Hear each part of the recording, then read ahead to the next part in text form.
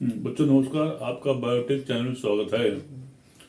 तो जैसा कि इसमें एंडोक्राइन सिस्टम चल रहा है, जो कि बहुत इंपॉर्टेंट बच्चों होता है, चाहे नीट का पेपर हो, चाहे बोर्ड का पेपर हो या कंपटीशन लेवल का हो, सभी में एंडोक्राइन सिस्टम से क्वेश्चन पूछता है। ये मेरी गारंटी है। लेकिन स्टार्ट करने के पहले वीडियो को इसको आप सब्सक्राइब कर दीजिए और सारे लोग शेयर भी कर दिए जो है वो।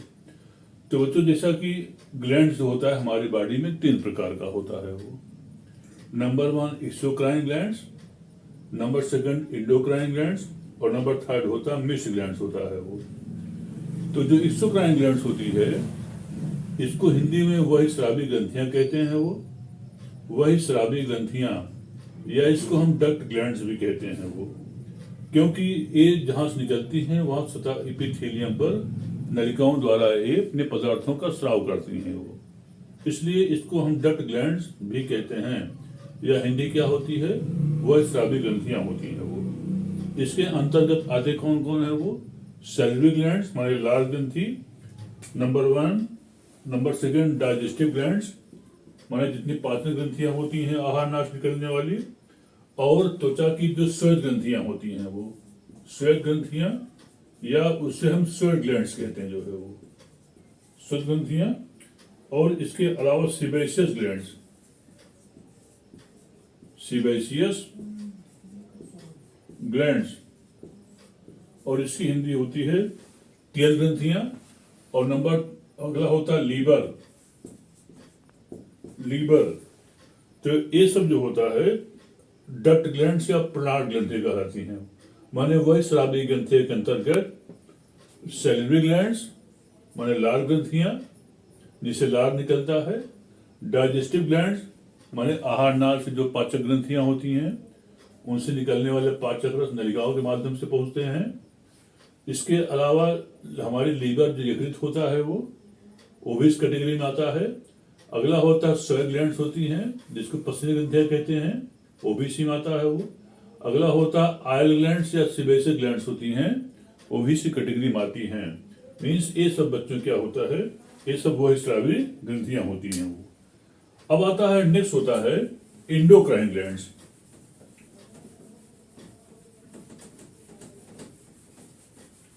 नेक्स्ट है एंडोक्राइन ग्लैंड्स, या इसकी हिंदी होती है अंतः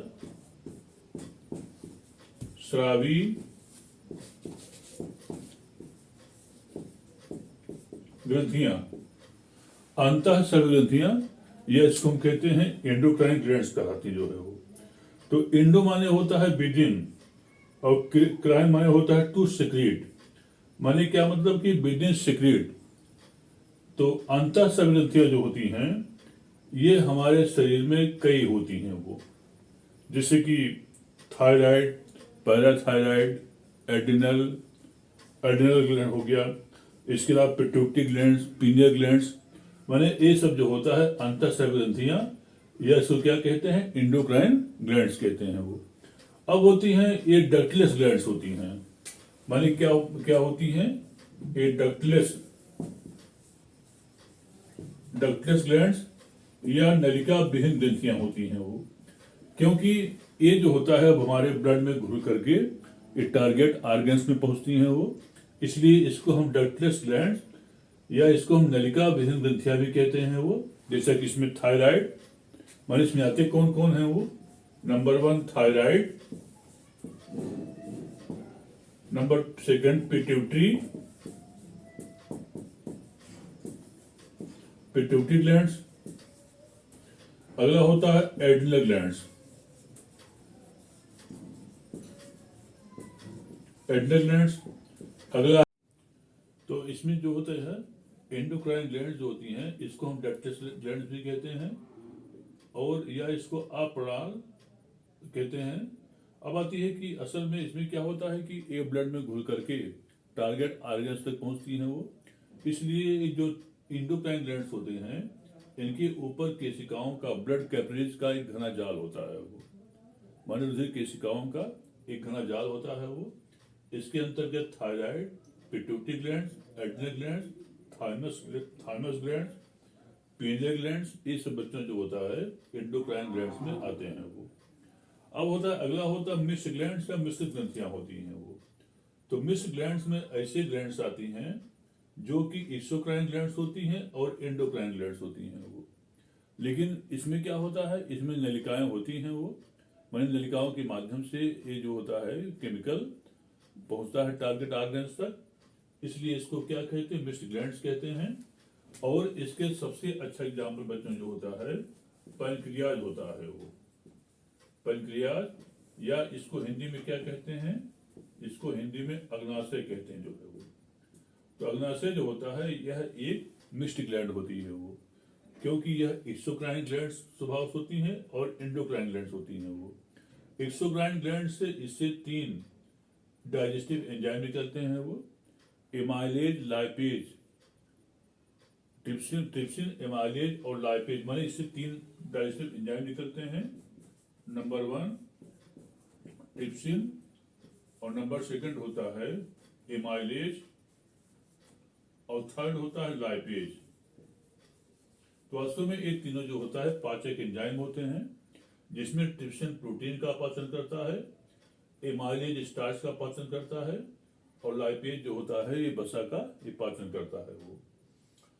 इसलिए इसको, और अब इसके बाद जब एंडोक्राइन ग्लैंड्स बात करते हैं तो इससे ग्लूकागॉन, सोमैटोस्टेटिन और इंसुलिन 3 हार्मोन का स्राव होता है वो। इसके अलावा मिक्स्ड ग्लैंड्स में हमारा टेस्टिस माने वृषण और ओवरी मीन्स अंडाशय। तो टेस्टिस ओवरी भी जो होता है बच्चों क्या होते हैं, ये मिक्स्ड ग्लैंड्स होती हैं, जिसको कि वृषण और जो है अंडाशय हम कहते हैं जो है। तो अब आती है, ये तो रहा कितने टाइप की ग्लैंड्स होती हैं वो, माने टाइप्स ऑफ ग्लैंड्स होता है वो। नेक्स्ट होता है कि हार्मोन्स, वास्तव में हार्मोन्स से क्या होते हैं वो। हार्मोन्स